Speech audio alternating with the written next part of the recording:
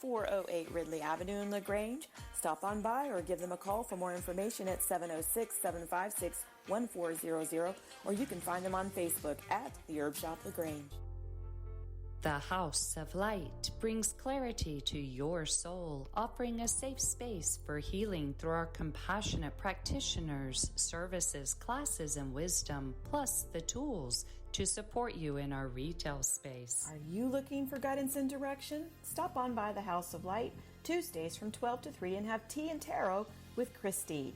The House of Light is located at 29 Jackson Street in Noonan, Georgia. Call 470-414-6711 for more information.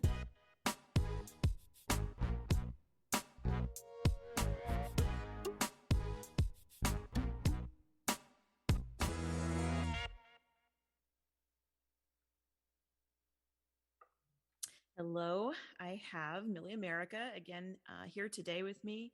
I'm so grateful to have you back. Thank you. We're going to have some really deep conversation about some things we really haven't been able to talk about the last couple of years. We've kind of been in a place of being afraid to discuss this topic in particular, but we both feel like it's time to discuss COVID, living with COVID for the past 2.5 years and all that entailed, the trauma, the loneliness, the isolation, the feeling, the pain, the collective pain has been in the world. What it means to be kind to ourselves and to others through all this, and maybe how that's kind of gone by the wayside. The fear, the stigma surrounding COVID, and how we are evolving and growing through it as a species, individually and collectively. And last but not least, the numbness that happens after you go through. Thanks, everybody, for joining us, and we'll see you next time. Bye. Bye now.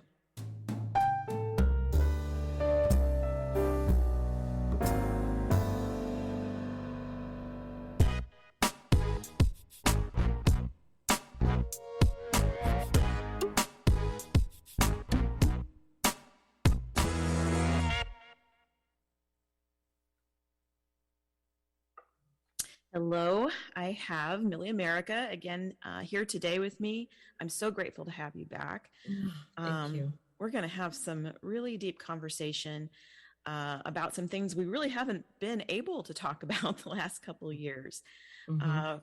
We've kind of been in a place of being afraid to discuss this topic in particular, but we both feel like it's time to discuss COVID, living with COVID for the past 2.5 years and all that entailed, the trauma, the loneliness, the isolation, the feeling, the pain, the collective pain has been in the world. What it means to be kind to ourselves and to others through all this, and maybe how that's kind of gone by the wayside. The fear, the stigma surrounding COVID, and how we are evolving and growing through it as a species, individually and collectively. And last but not least, the numbness that happens after you go through trauma and difficulties. So Millie, welcome. I'm just really grateful to have you here today. I'm grateful that you are willing to be vulnerable and discuss your experiences and what you're going through, what you're learning as a result. And so welcome to the show. Thank you, sweetheart. It's always so wonderful to be here and share space with you. So I got COVID 2.5 weeks ago. I was in Florida and I came back up, and the day after, the day that I got here, that I had driven most of the night, I slept Thursday before getting my children on Friday from my ex. And I felt worn out. I felt, just this, like, I just thought, I've been going for a week and a half, and I'm just, But then Friday, after I got the kids and we went to bed, I felt sick. But it wasn't I felt like I was coming down with something. But it was sometime around 8 or 9 o'clock at night that I felt my brain on fire. I heard a pop, and I was like, did I just have an aneurysm? Because I felt this massive headache and a pop in my head. And then I got up, because the kids were sleeping with me, and I came to the living room, and I had a very high fever. I didn't have a thermometer, but I was burning up. And I felt as if every every cell in me was on fire. I mean, I would think that I've never had chemo, but I can imagine when someone has chemotherapy, the burning of the cells it was up and down. And, you know, that was the worst night. Right. Next day, I took a test and it came out negative. And that was Saturday. And then I kept getting sicker. And I have 2 kids, a 5-year-old and an 8-year-old. And I'm like, oh my God, whatever's coming through my body, I hope they don't get sick. So I made sure they were sleeping in their rooms, and I didn't breathe on them, and I took care. But then on Sunday, I took another COVID test and it came out positive. And there's something that happens with that awareness that you have COVID, because there's so much stigma attached to it. Yeah. Because I had COVID before COVID was COVID. I had COVID in February, and then we were shut down in March, and I was sick for like a week. I mean, I'm sure had I had a test then, I would have tested positive, because I was sicker than I had been in a very long time, and it lasted well over a week. But here I am 2.5 years later, and I had not had COVID. My kids have been sick from COVID. My ex was sick, and they kept passing it to each other. But I had them. I had been around people that had COVID, and I kept saying, "Wow, I must be immune to this thing, because I haven't gotten sick." And yet, the whole stigma of being sick with COVID, I immediately wrote on Facebook, only because there's this, like, remember when we were kids in school? Oh, he's got cooties. She's got cooties, you know? Yeah.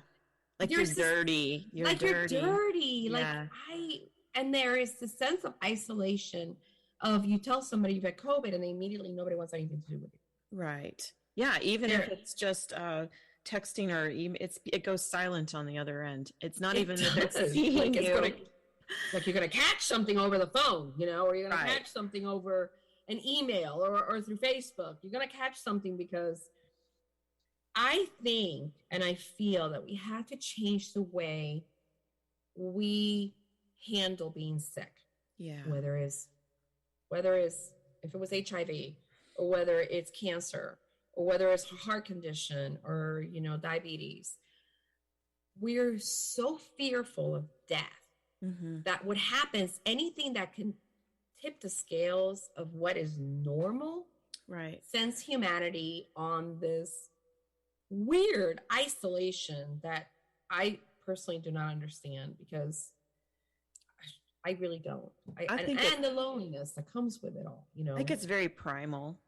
You know, it's very primal. It was in our nature. If there was someone in the tribe that was acting different or wasn't feeling well, you immediately go, you know, other people become fearful because they don't know what that means for them.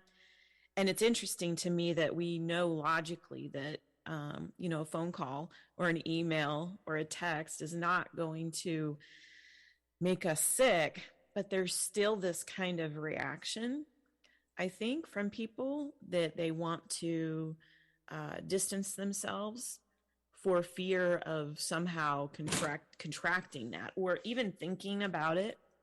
And there's been, you know, we have been like inundated with fear porn, I'm going to say that, for the last 2.5 years it's just made that much worse, that we forget that people are human that are going through this. And, you know? And, you know, there's so many different COVIDs, like in that virus strain, because I got very little like cough or anything in my lungs. Right. But my stomach got affected. So I was sitting on the toilet at the same time that I'm vomiting. It was like, it was bad. Awful. And I mean, and my stomach it was messed up before this, and it continues to be messed up. But, you know, I have a very good friend who's a shaman, and he got COVID several times, like last year. And when he checked on me, because he read my Facebook post, he's like, you know, Millie, I was so angry at God. And at that very moment, April, I read it and I went, oh my God, I am angry right now, because of all the weeks to get sick, I get sick on the week that I have 2 kids that now I have to have in quarantine with me, because they get exposed and they can't go to school, camp. And I was angry, like, why now? Like, not that I'm exempt from getting sick. Right. But there was all these emotions about the fear of humanity. I could understand why there's so much fear attached to it, because I kept thinking, oh my God, the first 2 nights, I go, oh my God, if something happens to me and these little babies are going to be left here by themselves. And like, there was this, and I don't ever go into that kind of fear. Like, that's not who I am. Mm-hmm. But it was a collective. I felt the fear of COVID and what that means after 2.5 years, the isolation, not wanting to come out, not wanting to go anywhere. And I finally said to them, like on day 5, because they were sick of being at home, all right, we're going to find a park and I'm going to take you guys just so you guys can run around, because it was enough being in a small house. Yeah. And so I went to I drove to 3 different parks. Okay. And I finally found a park that there was nobody. It took all of me, first of all, to drive. Second of all, to walk from the car to a bench, to then on the ground. And I just sat there in the sun for an hour and just watched them was a lot. It was like even taking a shower was a lot. I only had enough energy to feed them and take care of them and then collapse again in my bed. Right. And there's this feeling that goes with all that, as if, oh my God, I'm alone in this. Yeah. And it's because we've watched so many people die because of COVID. Right. I didn't get it as bad. I mean, I only got 2 nights. I didn't get it as bad. My body is still recuperating. Like, I'm still tired, but I didn't get it as bad. And I think about all the people that immediately lost somebody. Like, I know a lot of people that have lost somebody first year during COVID. Right. And then you hear about all these new strands that are they continue to add fear to, well, you can get now this one and this one and this one and this one. And it has to stop. Yeah. We have to normalize that there's a virus, influenza. How many people have influenza and a cold? I mean, right. Cold. It's the C word though. It's the cootie word. And yeah. My thoughts on this, because, having, gone through this, there is so much fear around death in the Western world. And I think that's a lot of the problem, is that we're insulated from it. I mean, I grew up in the West, and in the West, a lot of these cemeteries are behind these really tall brick walls, and you wouldn't even know that they're there because there's ivy and trees surrounding them. You actually have to go in, to the cemetery to see. In the East, it's a little bit different because we have kind of that old Southern tradition of churches having cemeteries and this and that. But by and large, I think culturally and socially, we are insulated from the reality of death being a normal part of life. That we make it something that we think somehow we're going to be exempt from. If we stay away from those that are sick or dying, or it stops us from having to think about it. It stops us from contemplating what that is. And, I think it's very unhealthy. I think it's a very unhealthy mindset. Whereas in the East, and particularly like Africa and Southeast Asia, death is a constant. Like, it's something that is dealt with. You deal with it at a very young age. You understand that it is part of being human. It's natural, and it's not something that you don't want to die, but you certainly don't obsess about. You don't fear it. And I said that in my book, that I felt like, yeah, we've had a pandemic of an illness called COVID, but the real pandemic that plagues this world, or especially the Western world, not so much other parts of the world, First Nations. The real pandemic that First Nations are infected with is this obsession and fear of dying.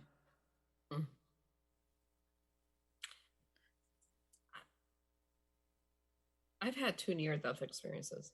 And so for me, death is not the fear. Right. it wasn't even a fear. My concern with dying at home is the two little ones. Yeah. I don't fear death. I fear not living a life to the fullest. Yes. That's my fear.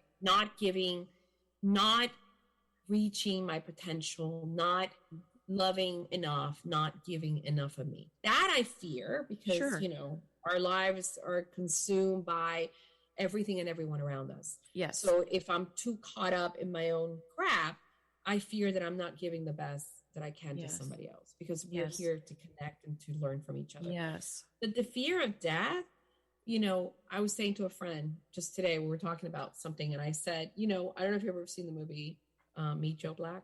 You ever see that movie? Yeah. Yeah. That death takes a vacation and comes into the body of, well, it's Brad Pitt, and he decides that he wants to take a vacation in the real world and experience life. And so he then uses the character of Anthony Hopkins, who's a very well-to-do man. Right. And there's a part in the movie that he says there's two things in the world that you can't escape: death and taxes. Right. That's true. Yeah. So we are born, and the moment we are born, we're on one journey, and that's towards death. Exactly. One, pay taxes along the way, but you know what I mean? Like, that is why. I mean, if you think about it, the whole journey of life is you're born, and the entire journey is to get to that expiration date, which no one knows. Right. Unless you take on, you know, you decide today that you're checking out. But most of us do not know when our time dying is coming. Right. And yet, when asked people, I remember I read somewhere, there was a survey, they did this, the biggest fear that they have in their lives is dying. And yet, this is the only reason to live, is to live to get to death. To finish all that, the in-between is all a bonus. We are here on borrowed time. I could go to the bathroom right now, fall in the shower, and bang, I'm out. In other words, you never know. I mean, and so what COVID has done is that it actually has magnified, amplified the fear that we in the Western civilization have about that one thing that we can't avoid. Exactly. We're going to get there. I mean, well, that's it. It's it. That's the only reason we come in, is just to have this journey. It's in between. You know, many years ago, I was a guardian rep. I was doing social work, and I used to have all the elderly patients that had dementia, and I used to love sitting with them. And I remember I had this woman that was 98 years old. Oh, she was delightful. She couldn't see. Right. She was just, I learned so much from her the year and a half that I had her in my caseload. And she said to me one day that life was not started the day that you were born, and then it ended on whatever day. But it was the dash in between, when the dash in between, like, you know, from, you know, when you're on your tombstone, the dates. Right. That was the part that interested her the most. Yeah. And I've always thought about it ever since she left this world, was, wow, how is my dash? How do I want to make my dash, that space in between when I got here and when I leave? Right. That dash is what matters to me. Exactly. And that dash should matter to everyone. I mean, you know, oh my God, you got the cooties. Oh my God. I mean, like the whole idea of saying it, even people won't say it. I know so many people that get sick of COVID, and you don't hear until way after they've been recuperated that I had COVID a few months ago. I'm like, why didn't you say anything? I mean, you know what I mean? Like, I brought you soup to your house or something. But it's that fear that if I have COVID, you're not going to want to be with me. This is, I'm dirty. I'm nasty. You know, whatever. You'll be rejected. Whatever. You'll be rejected. You'll be abandoned. You'll be forgotten. You'll be, you know, mistreated for whatever reason. And that's not, you know, that's been some of our history. So I get why people, that in and of itself, like, I understand, but that's sad, and it shouldn't be like that. You know, we should, as a human family, support one another and love one another through those things, you know, but we get we go into fight or flight, and, it's going to get on me. It's going to get on me. And we do that with everything, not just COVID. Like anytime people have an illness, they will, they can hear crickets a lot of times, because this preoccupation with, I don't want to die, really makes people not connect with other people. And the preoccupation with avoiding something that's inevitable also keeps you from living life fully. And I definitely discovered that through my experience. It's only when you can work through that and come and have some comfort with the fact that that is as natural as being born. When you can really accept that, then every moment becomes incredibly precious. And the dash, it's important. Yes. And, last week with kids here in tow, for the first time in a very long time, I don't feel lonely. Loneliness is not, I'm too busy in my head to feel lonely about anything. Right. But I felt so alone, so isolated. And don't get me wrong, there are people that did kind enough to check on me and whatever.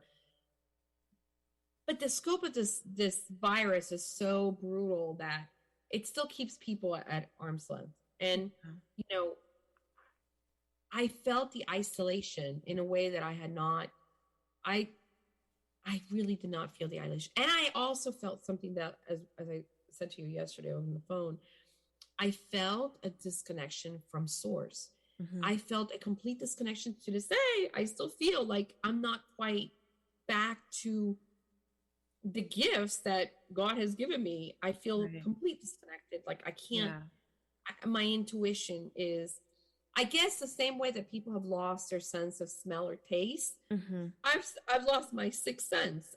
There's a part of me that has gone bye-bye. And I was just telling a friend today, I'm like, is it coming back? And I've asked you, is it going to come back? Like, am I going to be able to have readings with people? Am I going to be able to sit with them and say, hey, you're, because like last night, I woke up in the middle of the night. I felt something in the house. Now you have to understand that I live, as you know, in two worlds at the same time.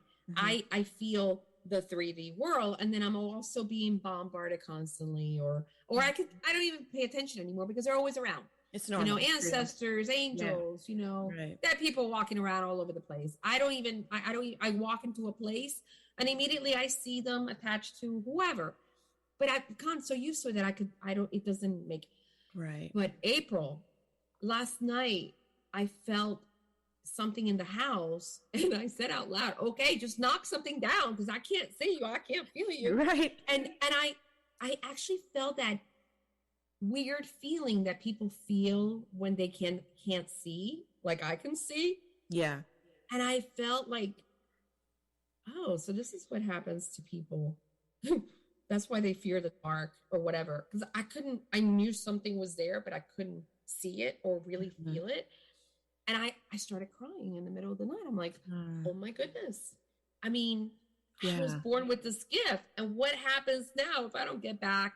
And I know what you said, and I appreciate you reassuring me that it's going to come back in a different way. I'm trusting that the same way that it came as a child, and I avoided it for so long, that it's actually going to come back because it's who I am. Right. I mean, to not have a sixth sense, like I was at a supermarket 2 days ago, and usually if I I hadn't been to a supermarket, I hadn't been anywhere public, and I'm wearing my mask, and this man, I allowed him to come in front of me.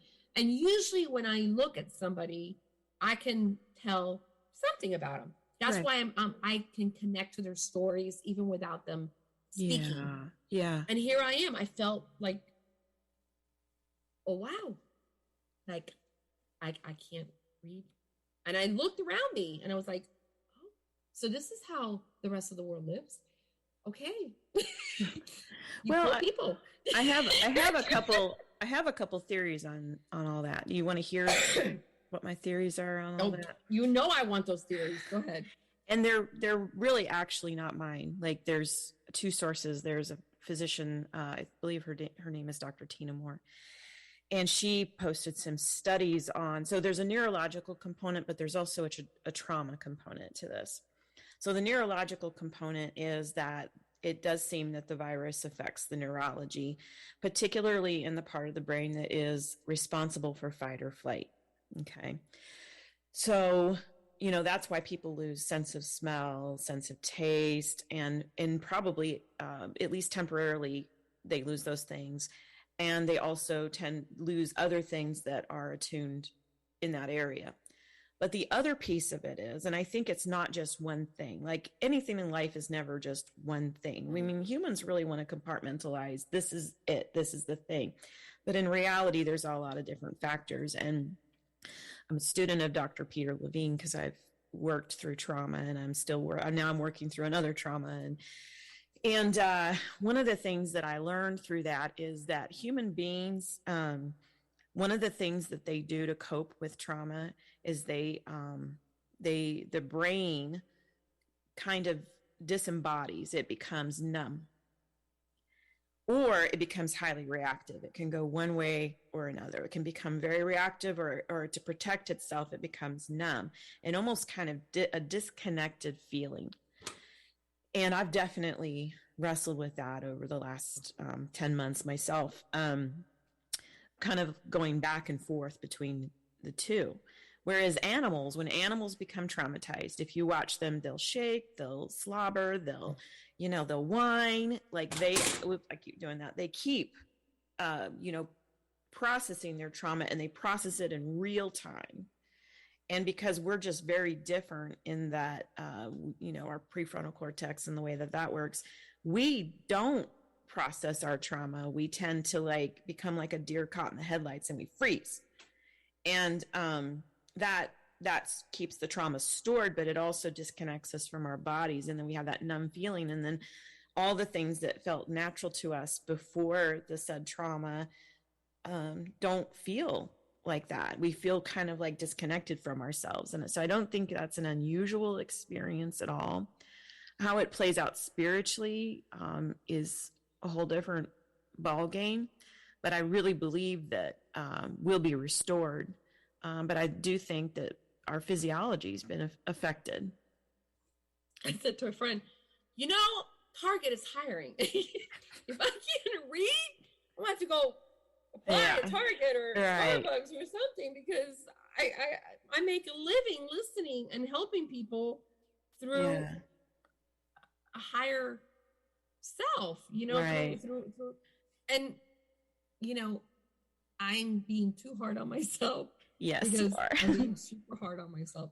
Yeah, because I went today to Home Depot to get something, and I'm in there. I'm like, okay, all right, I'm gonna go in there. I'm gonna read everybody. Walked in, walked out, and I realized after I walked out, I go, oh hell, I just walked into and out of Home Depot, and I felt nothing. Right. And is it? And to be honest, I mean, in the scope of things, is it really so bad that I have a break? No. I'm on vacation. That's a good thing. I'm like Death, meet Joe Black, how he Death just came here to take a vacation with a human.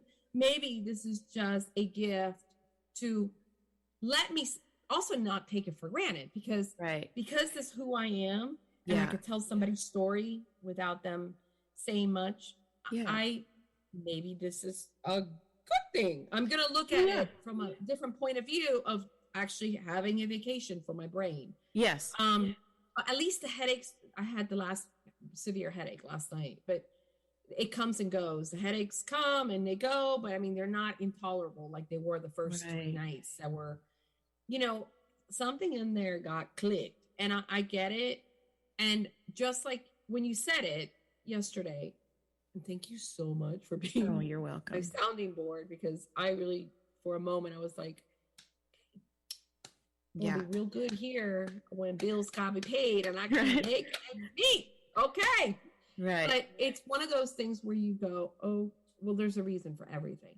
There is. I've been under so much stress for the last 2 years because of my relationship with my ex-husband. Yeah. That I haven't really taken the time to just sit long enough with my thoughts and not connect to anything else. Right. So one of the things that I've done this week is like, kids come back on Friday, but I've taken the time this weekend. I did not get out of my room. I actually rested because I couldn't do it when they were here. I actually rested, but I did the craziest thing, April. This is so not me. Couldn't watch Netflix. I couldn't watch Hulu. Couldn't watch any movie. But I got on. Now you tell me where I want you to analyze this because I'll do my best. I was watching American Got Talent and Britain's Got Talent nonstop on my phone and my computer for days on end. I would just like just flip through and Graham Norton. Do you know who Graham Norton is? Yeah. He's a British guy who interviews stars. Okay, those 3 shows are all I was watching. And I also realized that I'm actually funnier in Spanish than in English.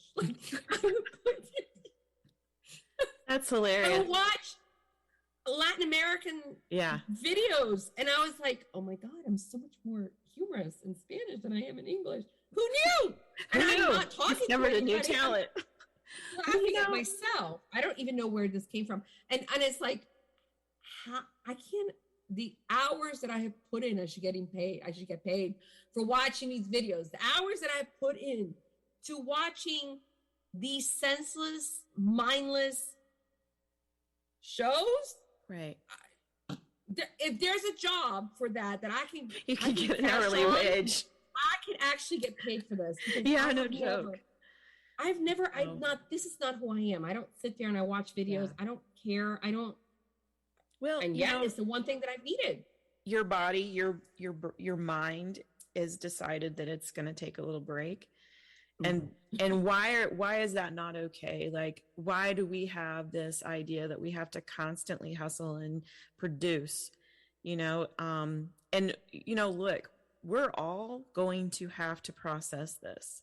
Mm-hmm. There is no way out but through. Mm-hmm. And if your mind says, you know what, you're going to watch cooking shows all day today. Oh, that too. And that's all you're going to do because you need to take a breather. The thing is, Millie, is you serve others and you love other people and you're about helping people. And for whatever reason, your higher self has decided that it's now time for you to slow down and help you. Mm. And I think that's the thing. Like, I told a friend that this morning. She was like, well, did you try that product I sent you? Because I still have issues with my throat. And I'm like, I really am so much more comfortable doing stuff for you and everybody else. Like, it's hard for me to do that, but I don't think there's an option. Here's the thing. We've had little traumas, little things go on in our lives all through our lives. And I won't say they're little because trauma is not little for anybody that's had trauma. Some of them are quite big, but we've had a sustained trauma for 2.5 years. And we've had forces that have continually reinforced that fear over and over and over again.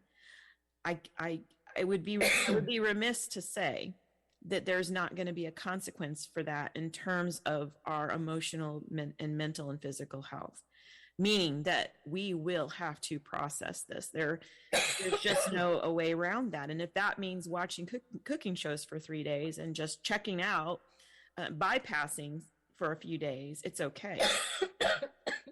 I laugh because I hate to cook. Yeah. I'm watching these shows.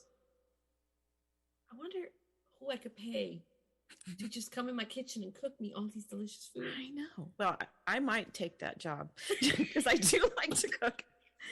Girl, come on over. Oh man.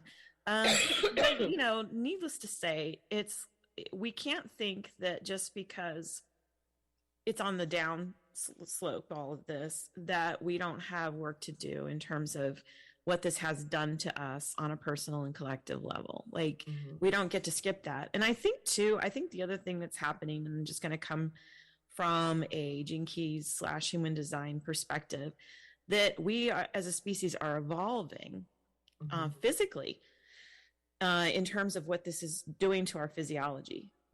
You don't even have to come from this. You can look at it from a scientific point of view as well. There's definitely some physiological changes that have taken place. And when that happens, I think it's important too that we take time to integrate those things. Mm-hmm. And so I don't know that we're going to be necessarily allowed to be who we were, but I think that who we are becoming, it's going to be good and it's going to be okay. It's just being patient and, kind to ourselves and each other as we normalize the fact that you can get sick and you're going to get sick. Yeah. More likely you're going to get sick. I mean, that's right. Whether you have kids, I mean, unless you're isolated and you don't go anywhere, you're living among people that are going to get sick. Right. Be kind to each other. Yes. Be kind. Even if you don't agree with a person's choice to get vaccinated or not vaccinated. Right. That's a whole different subject. Yes. But be kind. Yes. Because ultimately, we're here on this beautiful earth. Mm-hmm. And we experience something that never in our history have we experienced as a global phenomenon. Yes. And the fact that we can be nasty to somebody because of the choices that they made. What are you doing to the collective? What are you doing to add the energy? All in all, we're here to, I mean, April, the only reason I'm here and you're here and everyone who's watching this is here is not to, work and pay bills. Right. You are here to learn from one another. Yes. You're here to collect all these lessons in your life, which are karmic, which are what you chose to come here to do in this, in this incarnation. You came here to consume knowledge. Right. And to share that knowledge. Yeah. And if we get sick and then we have to feel guilty or we feel ashamed or we feel this sense of isolation, we've learned nothing. We've learned nothing. That's right. We're going backwards. We're not even going forward. We're going backwards. We're going back into what we've been doing, which hasn't exactly been working. No. And here's the thing too. Can we put ourselves in the shoes of another? Can we attempt to understand the choices of another person? What might have led up to those choices? How maybe their experiences and perceptions differ from ours? It's very tempting to want to polarize. Well, they didn't do this or they did this. And it's that's not helping because, it's an adult thing to be able to agree to disagree. From my perspective, this was the right thing to do. And from my perspective, I wouldn't have chosen what you decided to do. But that doesn't make you my enemy. I can respect the fact that based on what you understand and what was true for you in terms of your perception and your experiences, that the choices that you made were your choices. And you have sovereignty to make them, right? And at the same time, can you put yourself in my shoes and look at something from my perspective and respect the fact that I had very good reasons for making the choices that I made? That's what we, as a collective, we need to be able to do that. We need to be able to move past the schoolyard bully thing, I remember I had a teacher that did this experiment and she said, who has brown eyes? And some of the kids raised their hands. Who has blue eyes? And some of the kids raised their hands. Well, who has green eyes? And I and a few other people raised their hands. Well, the green-eyed people are the bad people. And then all of a sudden the blue eyes and the brown-eyed kids are gaining up together against the green-eyed people that aren't like this other group. And that's just so in our history to do to one another. Oh my God, that's powerful. It's what we've done, right? And it's not working. We have to evolve past this. We have to grow past this. And I think that this has given us a really good opportunity to do it. We all come from the level of our awareness and how we have experienced our history. Yes. Okay. So I have a gay son. And I remember when he was growing up, I could not understand how I was going to deal with a gay son because I didn't know any gay people. Right. In the Hispanic community back 20 odd years ago, it was very difficult. I mean, I didn't have any gay friends. And then I started having gay friends. And I was like, okay, you know what? At least he'll decorate my house. I mean, in my mind, because of the lack of awareness of where I was coming from, it was extremely difficult for me to understand where I was going with us or how to help him. Yeah. And once you leave your little brain and what you know, and you expand it and learn things that might scare you, whether it's COVID or whether it's homosexuality or whatever. Right. When you leave that comfort zone, when you allow yourself to expand, oh, wow, your brain's not going to break. You can actually return back to compassion. Yes. For each other. Yes. It's when we stay in these little boxes of what we're told that we need to think or how to think or how to react or how to act or how to hate, because we're really good about taking that order. Yes, we're awesome as a society to take the order of hate, hate, hate, hate. If you're not this way, then you're wrong and you're bad. And this is the way it's supposed to be. And immediately, you know, religion is brought into the picture to manipulate the masses. Right. You know, fear cannot exist if there's love. That's right. That's right. That's right. right. It. So when you are not in the same wavelength as somebody else, you have two choices. You either dive down that whole horrible, toxic path. Polarization. Yes. Yes. Or you can go, wait, I might not have to agree with this person. I might not understand it, but I can come from a place of love. We're here. I don't own this earth. Right. You don't own this earth. Yeah. So we're going to inhabit this place. Let's do it from a place of love. Yeah. And that absolutely. And the thing is, if somebody has cancer, we know that you can't contract cancer. So we're more apt to help that person overcome their suffering. Right. Let's normalize COVID. Yes. It's part of our it's part of our reality. Exactly. There are not many people that I know that have never gotten it. Right. I mean, at this point, you know, pretty much everybody's had an experience with it. Yeah. And we need to stop the stigma game with everything.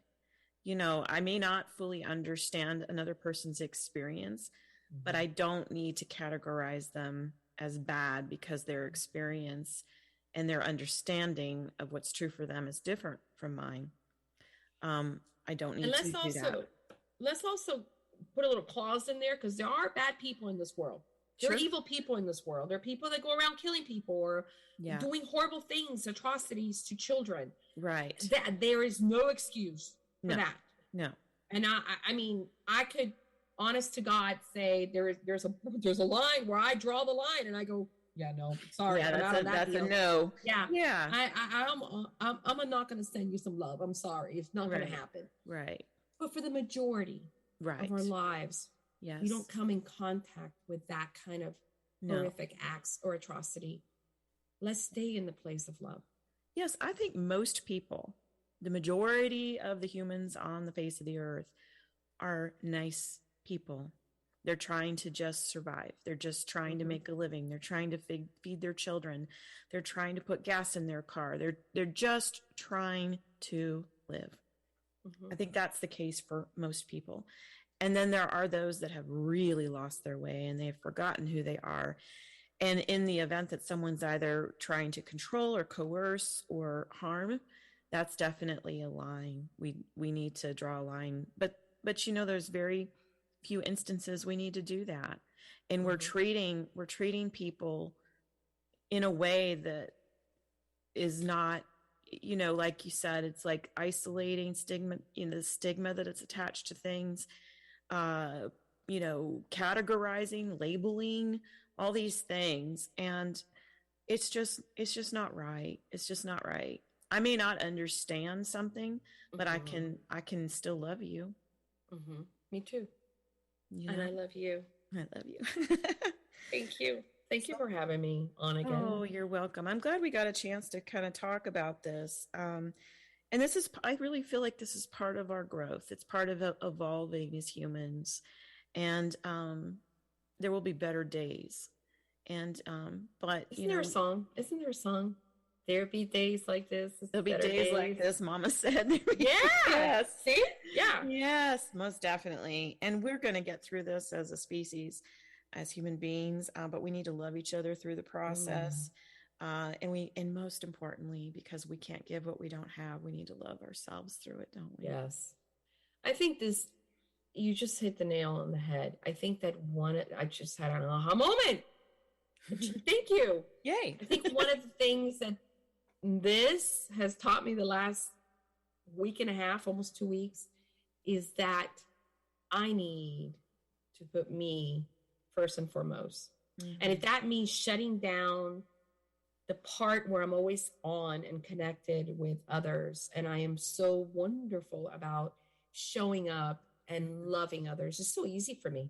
I love people. I love connection. But it's a theme lately that's been about, the same way that you give that to some other buddy. Hey, Millie, how about you like looking in the mirror and doing the exact same thing? So maybe in the midst of my mojo going, I said to a friend yesterday, she goes, what can I do for you? I go, can you abracadabra my mojo back to me, please? And she laughed. She goes, oh, that's epic. And I go, just abracadabra. Just, But maybe the reason that I need the break is so I can continue watching my stupid videos and be with me and just love me. Yeah. In the same way, without judgment, that I do everybody else. Oh, that's beautiful. So thank you for that. You see, I just had that. Oh. It's beautiful. It's beautiful. So Millie and I are giving you all permission to watch really stupid cooking shows if you want. Do what you need to heal. And if you need to take a break, if you need to disconnect, if you just need to be with you and take care of you, do it. Don't feel ashamed about it. Don't try to, don't feel like you have to justify it, or love yourself. Right? Absolutely. And I love you. Thank you. Oh, thank you. Thanks everybody for joining us, and we'll see you next time. Bye. Bye now.